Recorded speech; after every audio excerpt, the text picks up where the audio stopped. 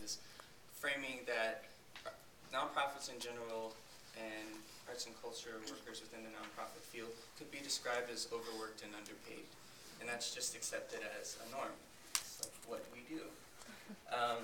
So increasingly though, I've heard a new kind of catchphrase, if you will, which is that people want to be doing well while doing good. Doing well by doing good. And so my question for the panelists is, do you think that the latter is possible to achieve in this field? And if so, what do you think we would need to change? And if not, why? Ooh, I sent these questions to them in advance. I sent them to them in advance, so it's not like So, Judy, would you mind getting us started? That's not fair. Or I could take a volunteer. Well, I can say a little bit. I do feel like, we in this field are overworked and underpaid, but there are many other fields that are also in a similar position. We can look at teachers, we can look at healthcare workers, we can look at custodians, there's so many, different. So I feel like it's cultural. It's a Western culture thing that is not just affecting our sector. And unfortunately, I'm not convinced that that's going to change, because there would have to be kind of a radical shift in the entire way we do things in this country and in the Western world. But I tend to be more of a cynic, so I'm probably the absolute wrong person to be running an arts organization. That said, and I'm not really sure about the term "do well by doing good," because I feel like for me it's just kind of inherent that if I'm going to do work, I'm going to do the best work I can, and then out of that something good is going to happen. But I would love to hear other people's take on that term. I'll jump in there. I just had a conversation the other day with a person who was investigating whether she wanted me to be part of one of those TEDx talks, and it's all about what she called to, and I sort of heard this as the triple bottom line, right? The profitability, sustainability, and doing social good. And I kind of I have to admit, during this conversation, I was sort of holding back my ire. Because I'm first of all, finally you get around to where we have been always around nonprofit, right? The whole idea of nonprofit is doing good, right? Otherwise you would be, it sets up a dichotomy of doing good versus making money, right? And we buy into that, which is ridiculous for us to buy into that. But the heart of what we do at the end of the day is doing good. That's why we're in it. And I know colloquially we often have these conversations about, we're just so busy and we're so burned out and we can't do it, and we're just kind of complaining all the time, which I try to not do that too much. But I think there's an opportunity there for us to model for businesses that seem to be wanting to do what we've been doing for a long time. We're about doing good, right? In the very largest sense, and how we deploy the resources, and especially the human resources around that, that's something I think we're going to investigate a little bit further as the conversation goes on. Maybe I can kind of think a little bit more about or talk a little bit more about the first part of that question. And to me, something in my capacity as a grant maker and spending a lot of time working with organizations that either we currently fund or are considering funding, the conversation very quickly becomes focused on activities, how busy we all are, how much there is to do, how with a little bit more staff, some more resources, we could do more, but really what we could do is do what we're doing, but have a little bit less stress, or do it a little bit better. And that's true, and that's certainly not unique to the nonprofit sector, to the art sector, et cetera. But it raises this question, and one that those of you who are familiar with the kind of Hewlett orientation on philanthropy causes us to make a distinction between being busy and making a difference, and causes us to want to probe and learn and ask questions about how well examined the approach to doing the work is, and how successful the work is. And this, here's a perfect example. How many organizations are going to send out an end-of-year fundraising letter? How many of you work for organizations, right? You're going to send out a letter. If you send out 100 letters, how many would you want to get back to say, yeah, that was successful? How many? 50? 20? 5? 10? 10? 10? Okay. Maybe that's right. And if those 10 come back with Mark Zuckerberg checks, then yeah, that was validated. But one would take a step back and say, in what business, Alex, would you say 90% of our activity here is going to go nowhere? Should we keep doing it? I think you would maybe want to ask that question, and maybe that's appropriate for this thing, or maybe that's appropriate if you're trying to map the human genome. You might be wrong 99% of the time, but it's worth it if you get that cure at the 1%. But I think there are lots of things that happen within organizations that lead to work for work's sake, activity for being busy, doing a program because we've done it every year, and in a time when there's economic stress, or when there are not the kind of step-back moments that I think Judy is certainly talking about when she says, let me take a step back and see, let's talk about the dancers getting paid.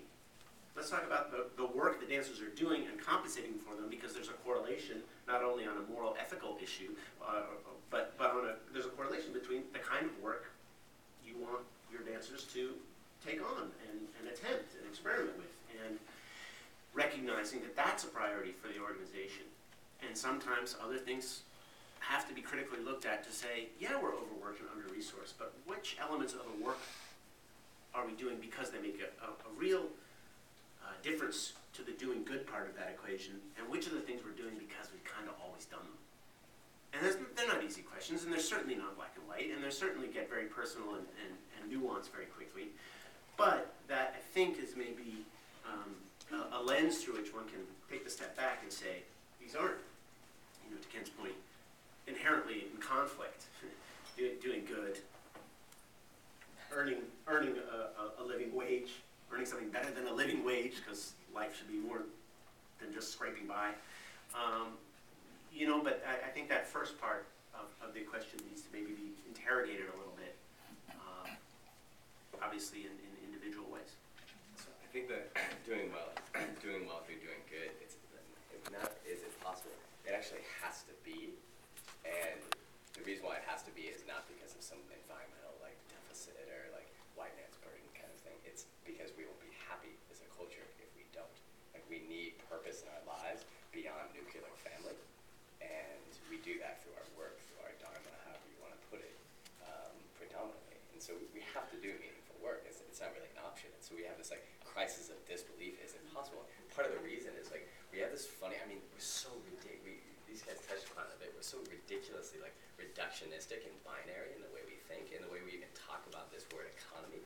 So we've got these two things. Imagine two ping pong players going against each other. One's for-profit, one's non-profit. So the for-profit creates a tremendous amount of value, right? Value is a key word. And they do it through extracting from people and planet, right? Minerals, or they extort or driving, depressing wages and getting a tremendous amount of value out of low-level workers in Potosi, Bolivia, and mine, or what have you, right? And then on the other side, you have the creation of the nonprofit. They kind of begun a little bit with the Marshall Plan, in Rockefeller, and the nonprofit was to some degree like a tax shelter. It was around stuff that didn't create any value at all, and it tried to address all the different for-profit issues that were created on the other side, right? So it was massively under-resourced, massively understaffed. There's a total brain drain. The highest, best, brightest talent coming out of Harvard MBA and JFK School of Policy is generally not going into the nonprofit space, right? So it's just in this ping pong match. It's just getting crushed. It always will be crushed. You know what I mean? It's I used to play my little brother at ping pong, or my older brother would play me with the bottom of a tennis shoe, and it's basically like that. So the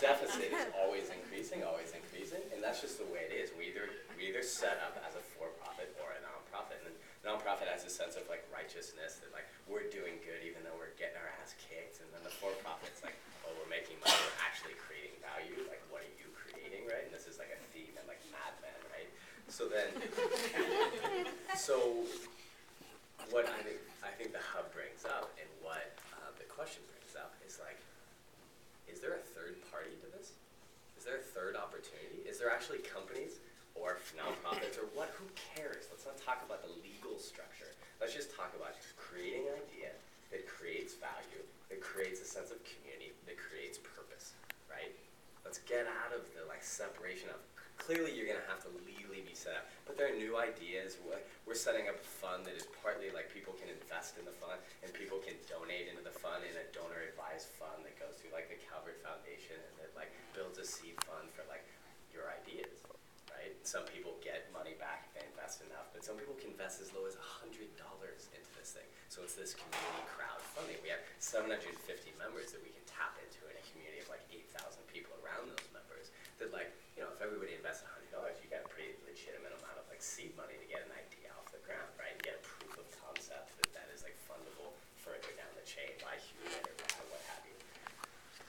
So if we can get out of those structures and just talk about like we need to build our idea, there's actually a lack of ideas coming to fruition or coming out to the funding world, whether it's to the nonprofit space or the for-profit space. Just good, strong ideas with strong revenue stream potential, right? That just creates a viable business that can just like pay the bills. Like these ideas aren't even coming up, and so it's funny because we just produced a 1,500 person conference down at Fort Mason that brought together social capital, and the biggest theme around all these people who are actually funding all these things was like, we need better ideas, which is hilarious because everybody's got great ideas. Like there's no lack of ideas, there's just a lack of ideas coming forth, and we're getting bogged down by all these different, like I said, these kind of like reductionistic like dividers. I mean, we experience it. It's great having the crowd, Intersection for the Arts, in the crowd here, because one of the questions was, how are you guys linking together? And there's a huge chasm because Intersection for the Arts is nonprofit. It's pretty staunchly nonprofit. It's 45 years in the making.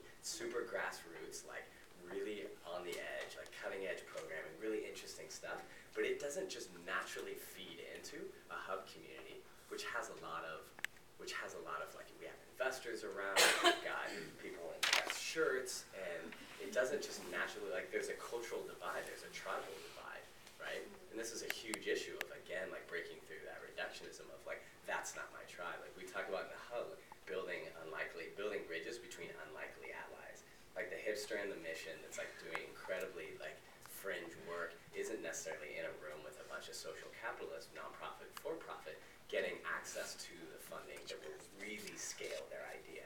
They just culturally never meet, right? And where is that meeting ground? And one of the first things is we just gotta release a lot of the barriers, a lot of the conceptual barriers, a lot of the ideas of disbelief, like you can't do good and make money and stuff like that. It's like bullshit. You don't have to starve. I mean, Buddha realized this, right? He spent like 6 years like not eating, and then realized that this ascetic lifestyle actually was the wrong way. He tried it and was like, and that's what we see in the nonprofit lifestyle, right? We spend like our 20s just like beating ourselves, making like 35K and eating like Cheerios, and then we're like, actually, I don't want to do this anymore, and then brain drain, right? Boom,